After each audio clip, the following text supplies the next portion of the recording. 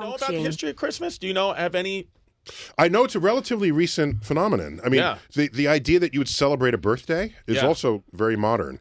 Yeah. In Christianity, your birthday was assigned to the christened name that you received. So there'd be the day of the saint after whom you're named. Yeah. And so I was christened, but there's no Saint Neil. So I was actually there will be. No. When you go, there will be. Yes. I'm going to canonize you. You're going to canonize. There's this. I don't think anybody knows this. My baptismal certificate says Cornelius because there's a Saint Cornelius. Yeah. So I'm actually Cornelius deGrasse Tyson in the baptismal certificate, but I'm otherwise Neil in my birth certificate. So your birth was celebrated on the day ascribed to that saint. So the idea of giving presents for a birthday is relatively new. Now Christmas, all right, this was a brilliant maneuver by the Catholic Church back when all Christians were Catholic. And so what do? You got all these pagans. They're running around. Yeah. Doing their pagan shit. Doing their pagan stuff. Dancing naked around the bonfire. Jesus. Pagan stuff. Which sounds like a good time. It sounds like that's exactly what I'm going to do after your master class. I'm going to be free, baby. Yeah. I mean, the pagans partied a lot better than the Christians did. So here's what happened. So one of the celebrations took place a few days after the first day of winter.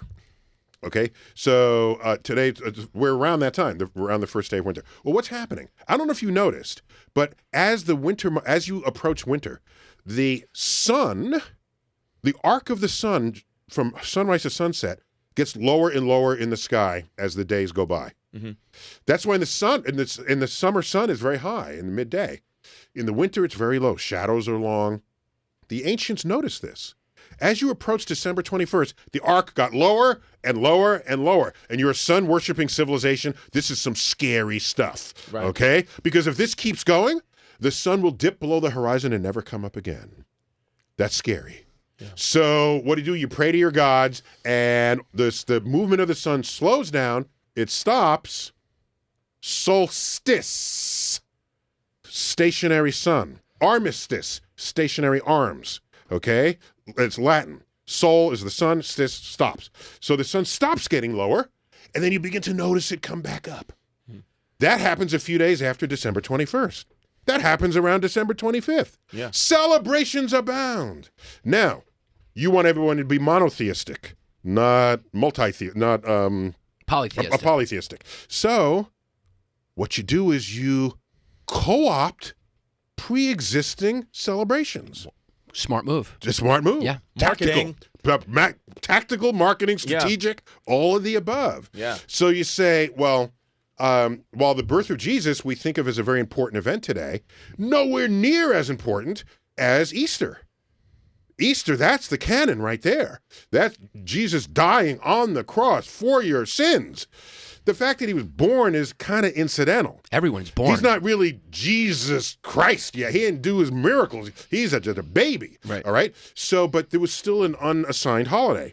So let's put the birth of Jesus there. It's an unknown date, by the way. They think it might have been sometime in the spring based on descriptions of the shepherds, shepherds, and when they make the pecorino cheese, you know, absolutely, yeah. The kid went surfing. It was around spring that's in the summer. Bible. Left that part out. Yeah. So Gospel of Luke. Yeah. So you assign that. Now you can port people over from whatever was their previous celebration to a Christian celebration, and that enabled it to take a firm hold, and Santa Claus would come much later, of course. He's a modern. Well, when Santa Claus started to come, it's actually like anything else that happens great in this country. It came out of New York City, baby.